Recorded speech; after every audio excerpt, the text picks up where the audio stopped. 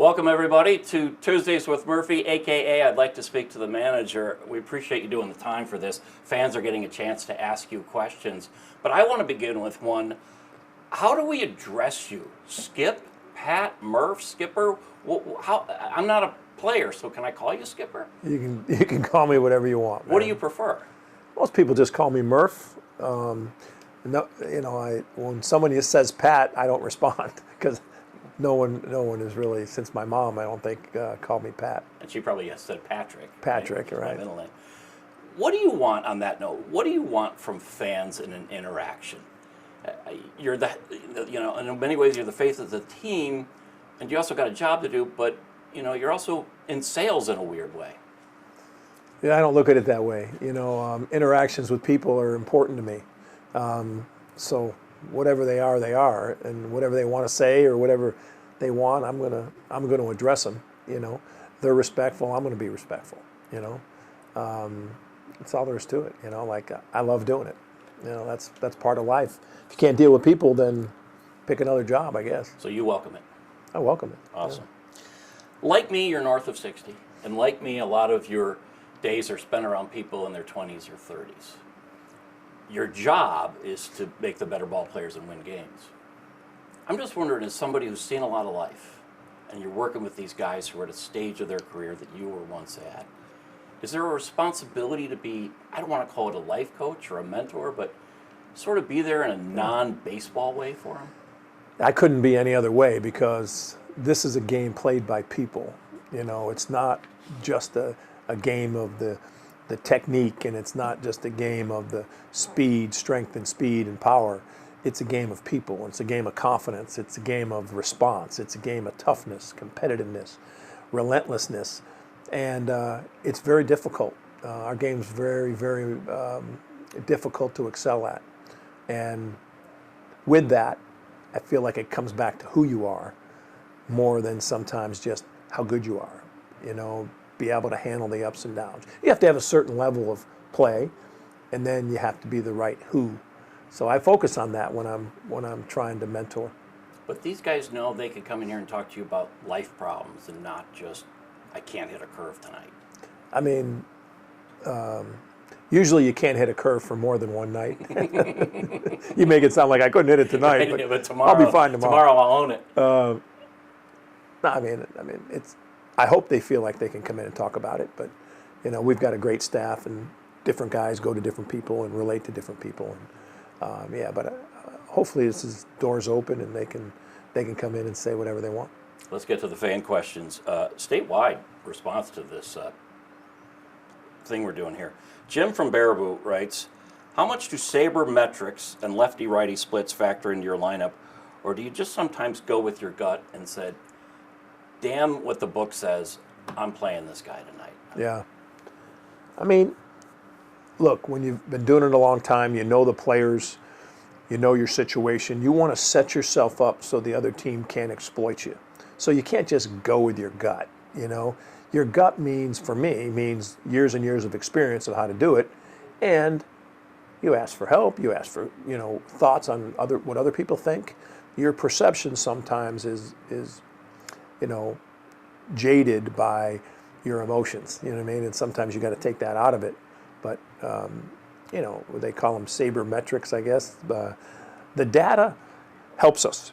If we're immune to the data, then we're making a mistake. You have to take the data and look at some things, but you don't. It's still about people, and you don't just let the data dictate everything you do. Scott from Brookfield, if you were allowed a walk-up song, like a player is, walking up to the mound to talk to a pitcher or to take a pitcher out, what would that walk-up music be? And would it be different if you were walking out to address an umpire that you had a disagreement with? That goes without saying. If you're going out to address an umpire, you don't want to play. When I was a coach a long time ago, they used to play this song when I went to the mound. Spill the wine. Have you ever heard this? Oh, yeah, spill the wine, dig that girl. Yeah. I don't know why, but I don't know what my walk-ups are. I don't think about it, but You know, Every fan, sits there and says, "What would your walk-up song be?" Every time I go to a game with buddies or something and we hear a walk-up song, really. everyone always says, "What would your walk-up song be?" It's something those of us who never made it to the bigs think about. Bob in Franklin writes, "What are your thoughts on replacing umps with computers or AI to call balls and strikes?" Yeah, I hope we don't get to that. Being in the game this long and 45 plus years as a coach, you're like, they're part of the game. They're part of the story. I think we'll probably get to a challenge system where the guys get the challenge, and I think that'll be interesting for fans, and it'll be somewhat helpful, I think. But I think the umpires don't get enough credit for their ball strikes. I think they're better than we think. We just remember the one that they miss, and you're going to miss them. You're going to miss them. Because the technological changes have worked. The pitch clock has worked. The replay has worked. It just seems like that might be the next step in the evolution. Yeah, I mean, I don't think it's going full-time computers or AI or whatever. I think that that stuff will aid in helping the umpires get all of them right. But I think that it's still a game played by humans. Let's not take that away. And keep that human factor. Yeah, no question, no doubt. Again, Alan. That sounds old, doesn't it? It sounds old. I absolutely agree with you. I like this question, and it kind of goes back to something I asked earlier. Alan in Franklin writes, "What key values or habits do you focus on creating a winning culture?" Yeah. You've done it in college. You've done it in the pros. Yeah, I mean, I think it really starts with being authentic. You know what I mean? You try to create a culture. You're coming up with ideas to create a culture. It starts with being authentic and being genuine, and then allowing it to evolve a little bit, not forcing it. I think it's really, really important. The culture of every team is going to be different based on circumstances, adversity, personnel in the room, where they are in their careers. But I think it starts with authenticity for sure. And it's got to be light. It can't be heavy. When it's heavy, everybody feels that burden. Does authentic mean having an uncomfortable conversation when you have to too? Yeah, we'll call it a critical conversation. I don't say they're hard conversations or they're uncomfortable. They're critical. And whatever critical is, usually in critical situations, it can be uncomfortable and it can be difficult.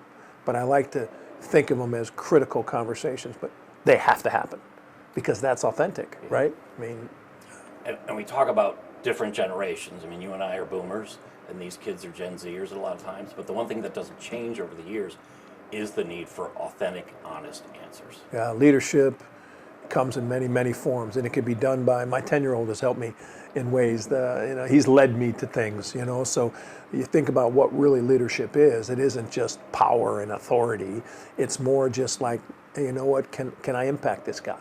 Can I help him? Can I transform him in some way, the way he thinks? I think that's a responsibility of all of us. Stacy from Neshota writes, in capital letters, by the way, so you know what that means, "I just love Murph." Then she asks, "But what's the over-under on how many times he'll think he'll be ejected this year?" Oh, I get that a lot. You got a number? What do we? Should I go to Potawatomi with an over and under on a certain number? I'm as one of my goals this year, I want to make it a point that I'm not just going to argue just to argue. I do want to protect players. I do want to be out there, and sometimes umpires misread how I say things. I think that's been a historical thing for me. They misread my intent. So I'm working on my intent and my demeanor with umpires. But it'll probably happen. Tiffany in Brookfield, kind of going Field of Dreams here. If you could choose any player, past or present, for this year's team to add, who would it be? Assuming they're in their prime. Yeah, well, geez, there's a ton of them. There's a ton of them up on the wall. Derek Jeter would help. Okay. Roberto Clemente would help. Mariano Rivera would help. Satchel. I got a lot of greats and a lot of favorites, but I think it's unfair to pick out one. But I could pick out 25, and we'd take them just because just their presence on the diamond and how they impact other people and how they impact the game. Yeah. I'd take Clemente. That's why I wore 21 when I played and coached. All right, that's a 2-minute warning, so we got to get to this one. Kind of a lightning round here. What's your favorite Milwaukee restaurant? From Wyatt and Sheboygan. I'm not going to answer that. Good answer. That's the right answer. Don't give it up. Dog person or cat person? I'd say dog. Got one now or? No. Okay, but that's Too not a hard with the surprise. kids and travel. And, Yeah. You know. Zane from Pewaukee asked, and I don't know if he's inviting you over for dinner, but how do you like your steak cooked? Actually, surprisingly, medium well. Oh, okay. Yeah, I like it Like it- medium well. okay. And I like it thin, which most people Okay. think I'm crazy. I'll take a thick cut, medium rare. So. Yeah. Final question, because we're going to stick to the time. Make us smarter fans. What should we be watching for tonight? In tonight's game against the Brewers, one thing that an average fan could learn from watching tonight. Obviously, you don't know how it's going to go, but what's a matchup? What's something that might be intriguing for a fan who that's wants to learn interesting. more about the game? Yeah, I think you can look at one of the things you can watch for is like positioning of the fielders, like where the shortstop's playing, where the second baseman's playing relative to that hitter. Like, hi, they think he's going to hit the ball over here, and then match that up with how we're pitching him.